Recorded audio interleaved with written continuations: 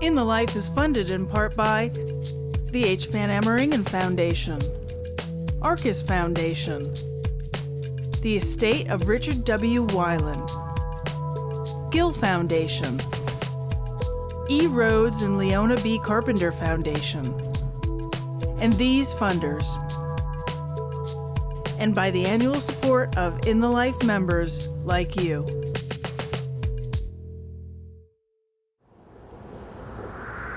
The First Amendment of the United States Constitution protects religion from government influence.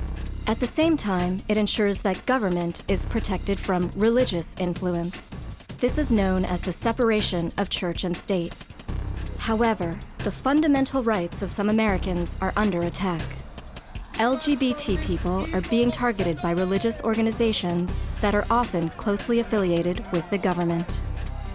Tonight on In the Life, documenting the people and the issues shaping the gay experience, we investigate religious organizations that use their money, power, and influence to sanction homophobia, both here at home and abroad.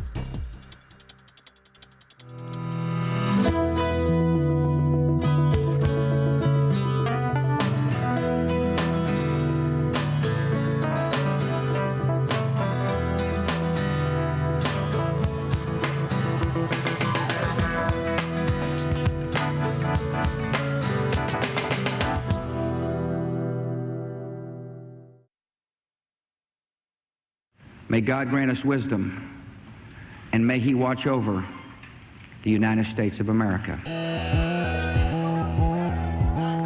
The religious right really wants a theocracy, really wants the laws of the country to reflect their often very narrow-minded religious ideas. I once asked you for your prayers, and now I give you mine. And God bless the United States of America. And God bless America.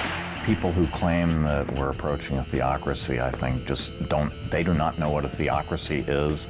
By and large, LGBT people have not taken the whole concept of the separation of state and church very seriously, and often don't even realize how much that is a part of our struggle.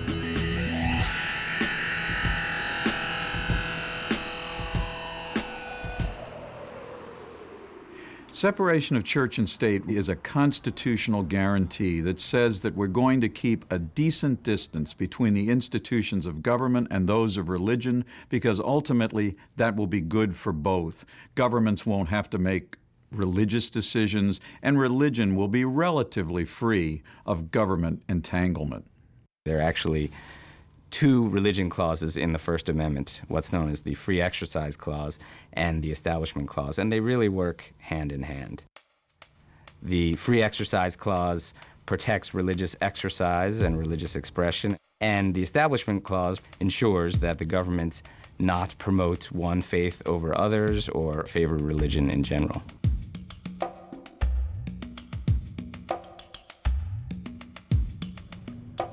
I knew from the beginning that they were conservative Baptists, which is why I said in my second interview that I was gay.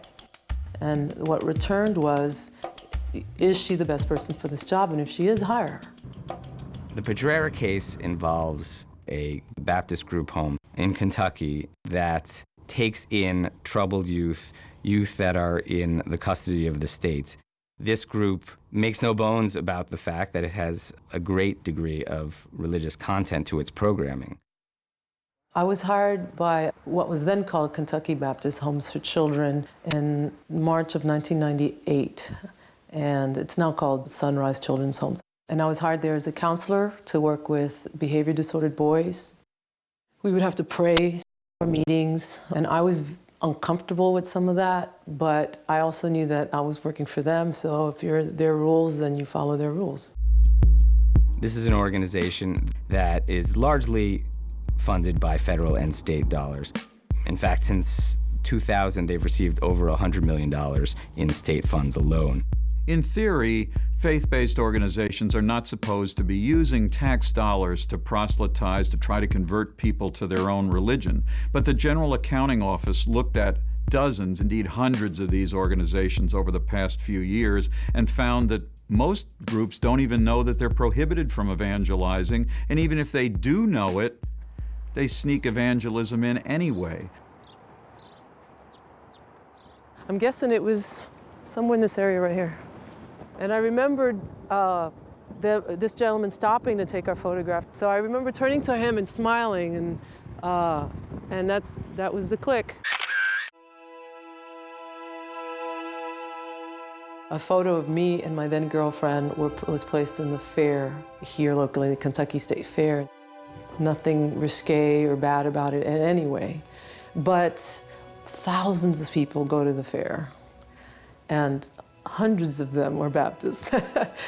And so it got to the president of the Kentucky Baptist Homes for Children, and he started making calls, and it came down to my boss, and he said, "It's gonna be okay, it's gonna be okay." And I remember looking at him saying, "I don't think so." The average lifespan of a homosexual male is 39. And it's not just age that kills these people. We have some very basic values that are very dear to us in our organization. And they're basically the Judeo-Christian traditional family values.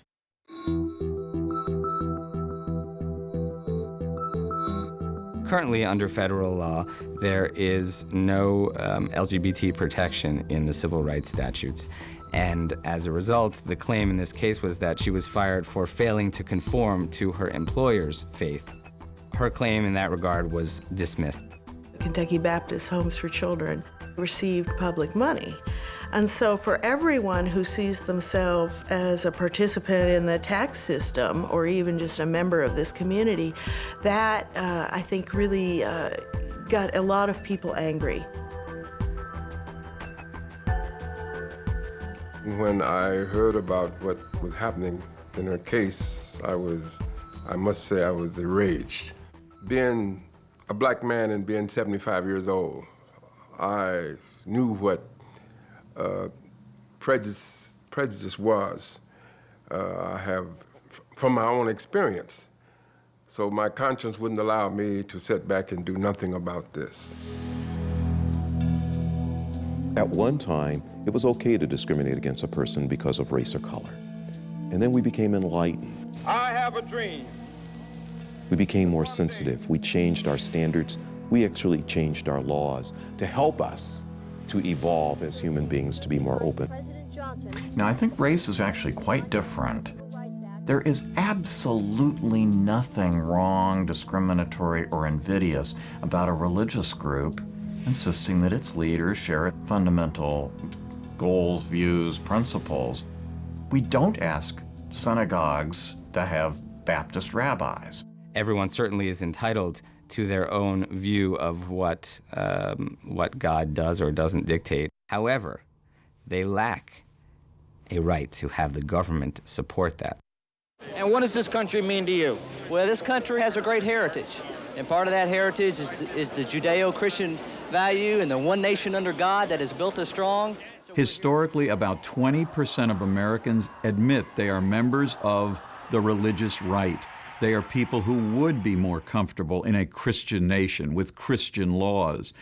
And they represent a huge portion, the largest single subgroup of voters in this country. Whenever Uncle Sam gives a church or religious institution some money, it frees up other money to be used for any cause, good, or in the case of something like Proposition 8, very bad.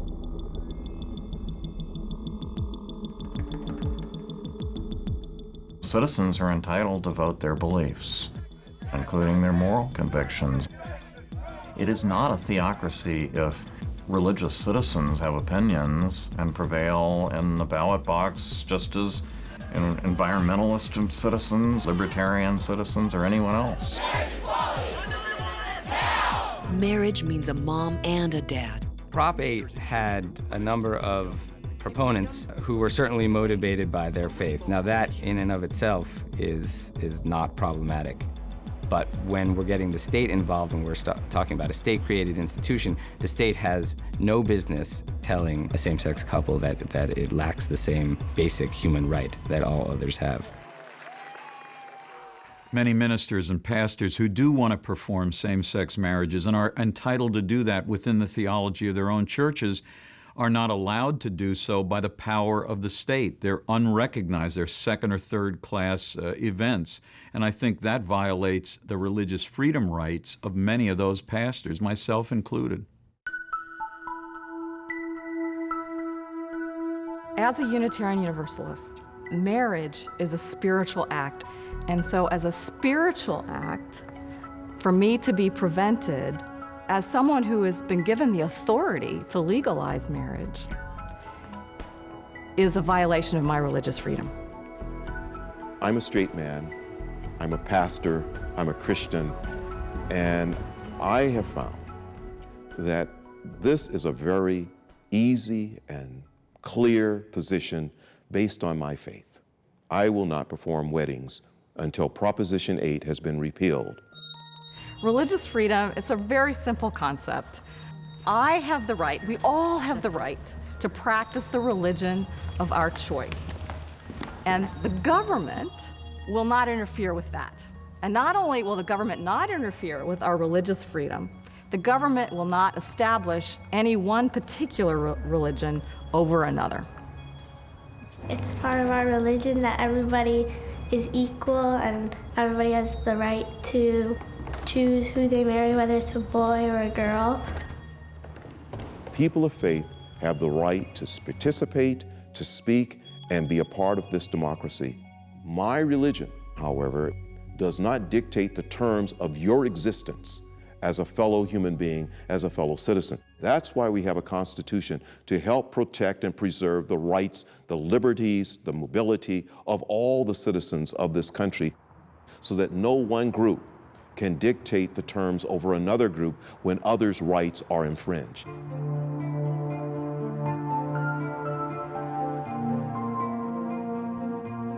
If that photo had never been taken, I have no idea what my life would be like. I mean, I want to say, oh, it really hasn't changed a whole lot, but that would be a lie. I think it's changed me in so many ways that I can't even tell you.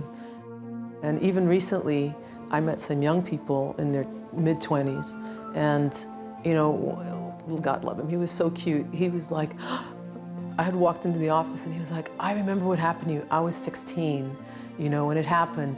And he said, you're the reason I'm in social justice. That's why I did it. Writing to elected officials, emailing them, phoning the White House. These things sound trivial. Unfortunately, the only way for the LGBT community to make it clear that they don't want to fund the kind of bigotry that is often funded with tax dollars now is to make it clear to this administration that they're not going to tolerate discriminatory hiring with tax dollars. They're not going to allow evangelism with government funds. Our dear Father in heaven, we have lost some very important big stones out of the wall of separation between church and state. And the question is, in our next generation, will we put the stones back or will we blow up the wall? Jesus Christ. Amen. Amen.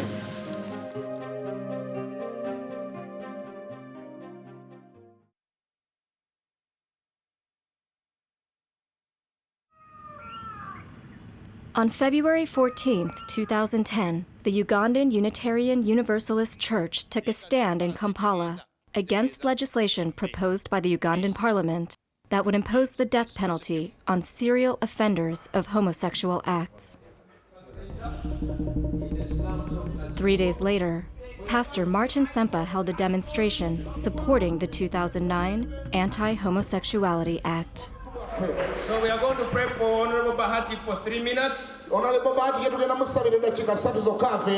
then after that, we are going to take another 3 minutes just to weep together for the children and the people of Africa and the rest of the world.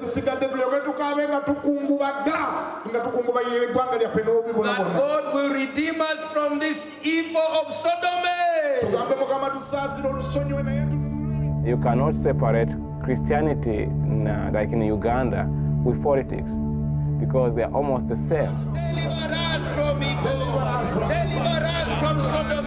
There's no separation between church and state. The important thing to remember about what's going on in Uganda is all these right-wing fundamentalists in America that have been trying so hard to pass their agenda and persecute us here, they haven't been able to. So they're exporting this agenda overseas.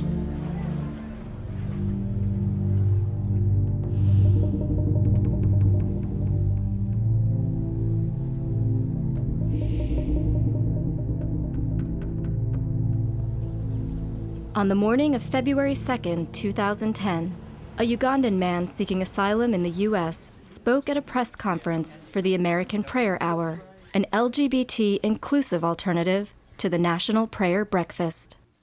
I feel so uncomfortable when I stand here before such good people, great people, and hide myself, hide my face, hide my identity. It hurts. I'm Moses, I'm a Ugandan. I am gay and... So I have actually a lot of fear. Fear, of course, for my life and fear of exposure. 2 days later, government officials from around the world attended the National Prayer Breakfast, organized by the Fellowship Foundation. Each year at the National Prayer Breakfast, all these politicians, the president, senators, members of Congress, world leaders, business leaders, they go to the National Prayer Breakfast. They think it's some benign event. They have no idea that the group behind this is this radical, dangerous organization. For too long, the American people have been in the dark about the Fellowship Foundation, more commonly known in Washington as the Family. The Family is the oldest and arguably most influential Christian conservative organization in Washington, and one of the very few that's really international. I lived with the group for about a month, and then after that spent literally years researching in archives and interviewing people and trying to sort of put together the whole history and chronology of this organization. The Family is not typical of American evangelism. It's a very elite group. It's a network. Its primary focus appears to be foreign policy. Jeff Charlotte's research reveals the Family's influence on Uganda. The dictator of Uganda, Museveni, has been the Family's key man for Africa since 1986, and he's their guy. They began in the early 90s building a broader base, and I think they were sort of the vanguard of the great sort of American evangelical intervention in Uganda. They helped set up a Ugandan National Prayer Breakfast. They run a parliamentary prayer group, and the men who run that are all family members, and these are the guys who are responsible for the 2009 Anti-Homosexuality Act. Homosexuality is illegal in Uganda. It has been illegal since the colonial times. Before this bill came out, homosexuality was illegal and it was punishable by 14 years in jail. If this bill were actually to become law in Uganda, consensual conduct would be subjected to life imprisonment with the possibility of the death penalty for certain homosexual acts or repeat offending acts. All Ugandans would be required to report any suspected homosexual to the police within 24 hours. It would criminalize any discussion, expression, any outreach to LGBT communities, including health-related outreach. I grew up fighting all these feelings in me because any slight mistake, you find yourself in jail. Any slight mistake, your family rejects you, excommunicates you. I remember when I was raped by this policeman, there was no way I could go to a doctor or... I remember spending a whole week without eating, in bed, terrified. I knew if I did told the health workers, they would of course not give me help. It was so traumatic. Another Ugandan man is publicly speaking out against the sanctioning of homophobia in Uganda. When I was first told that you're going to be the leader of SMAG, Sexual Minorities Uganda, so this does not mean the leader of SMAG alone. This means the leader of the Ugandan LGBT community. That means I'm going to be in the media every day. that means I'm going to be discriminated even more. That means every person in my family is going to know about me. Radio Uganda, USA, and the time is 9 minutes after 8 o'clock right here in Boston, Massachusetts. You being an African and gay at the same time, it really contradicts with what actually many Africans believe as being the norm. The issue of homosexuality was in Africa because looking in the past, when the British colonists came to Africa and they were introducing laws, they had to include a law on homosexuality, meaning they were condemning that something that was already existing.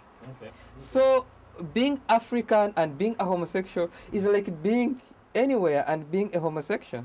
The notion that the current criminal law that's in place that criminalizes consensual homosexual conduct is somehow a traditional African value is really quite preposterous. It has its origin in very racist, misogynistic views about human sexuality. And so it's a colonial import to begin with. Foreign influences continue today. In 2009, Reverend Dr. Kapia Kaoma of Political Research Associates attended anti-gay seminars in Uganda. In his report, he describes the link between these seminars and the anti-homosexuality bill. So I heard that the evangelical Christian right is coming to Uganda to hold this anti-gay seminar. But when I heard that, I took that as an opportunity to go and listen to what was being said. One of the speakers at the anti-gay seminar was American Scott Lively, who calls himself one of the most knowledgeable and articulate opponents of the homosexual agenda. They misled people, and I kept on saying, these guys are lying to people in the name of religion, talking about how dangerous gays are in this world. They are violent people, they are out to kill, they are the ones who are responsible for the molestation of kids in the world, they are the ones who are responsible for HIV. All sorts of evil were put on this small group of people. He also met with the parliamentarians of Uganda for 4 hours, teaching them about this international gay agenda to take over the world and why Uganda should stand up against it. The bill which came from Uganda is the direct product of this hate seminar which was held in Uganda. For us, we always thought people from America, people from Europe, people from the West are kind of liberal and very more understanding to the issues of sexuality and sexual rights. But then I was very surprised when Reverend Kapia Kaoma told me these people are actually here to condemn homosexuality and say it is really not acceptable. This is what has made me question, what is the agenda of my brothers and sisters in the evangelical movement when it comes to Africa? Do they really care what happens to other people's lives? No. I don't think they do. They are interested in using Africa for their own political gain. Senator Jim Inhofe of Oklahoma, longtime family member, and one of the very few that's extremely candid about what he does with them. He goes over to Uganda, traveling with lots and lots of money. He can say it's a private trip. You're a U.S. senator. When you go to a foreign country, our embassy meets you there. It's not a private trip. You're a representative of the most powerful nation on the earth, and you say you hate gay people, and you say you have money to share. And here's a really, truly beleaguered, desperately poor nation. It's pretty conservative anyways. They're going to go along with that. The member of parliament who introduced the 2009 Anti-Homosexuality Act is a guy named David Bahati. I want to encourage you, my sister, to believe in a world of possibilities. It's recently come to light that member of the Ugandan parliament, David Bahati, who sponsored this legislation, is affiliated with the family. Tax documents from the family show millions of dollars have gone into programs linked to David Bahati. Mr. Bahati is also secretary of the family's Parliament Fellowship in Uganda. The family did take steps to oppose the bill, much too little and much too late, and mainly to protect their own image. And this is what David Bahati says. He says, look, when they would call me to talk about it, they didn't tell me to withdraw the bill. They talked about damage control. They talked about appearances. And that really came to a head in February around the National Prayer Breakfast. The speaker for the prayer breakfast was supposed to be the Prime Minister of Spain, Zapatero. And at the last minute, they made the main speaker Hillary Clinton. And I recently called President Museveni, whom I have known through the prayer breakfast and expressed the strongest concerns about a law being considered in the Parliament of Uganda. And she denounced the bill in pretty strong terms, and so did Barack Obama. But surely we can agree that it is unconscionable to target gays and lesbians for who they are. And I think the family said, we've done what we needed to do. And meanwhile, at that point, the bill was just sort of still hurtling toward passage. I know for sure that the East Parliament will pass this bill. Embassies in Uganda began speaking up publicly against the bill. The U.S. ambassador started speaking publicly on the record opposing the bill. It looks like the bill is locked up in committee now, and that does have to do with Museveni realizing that this was going to hurt him internationally. But on top of it, he'd gotten all the benefits. He'd whipped up a witch hunt. He had convinced Ugandans that he was standing up for the decadent West. He wins, and Uganda loses. It hurts me that I can't go back to my country, but I think I need to be happy. I think I need to be happy. I need to start a new life altogether. I'm going back to Uganda to ask the Ugandan government to question the religious groups that are spreading a lot of hate and homophobia. If what they are doing is not bringing a genocide in Uganda. And it's about time the government of Uganda asks these religious groups, are you here to preach love or are you here to preach hate? Thank you for watching In the Life. To watch more from Democracy or Theocracy and Exporting Hate, or to learn how you can get involved with issues raised in tonight's episode, visit our website at inthelifetv.org. I want you to take a message from our people that says Uganda has said no to sodomy. Please go and inform the people in New York. And if you can also tell Barack Obama on our behalf that the religious leaders in Uganda have sincerely been betrayed by Barack Obama's stand. In the Life is funded in part by the H. Van Ameringen Foundation, Arcus Foundation, the estate of Richard W. Weiland, Gill Foundation, E. Rhodes and Leona B. Carpenter Foundation, and these funders, and by the annual support of In the Life members like you.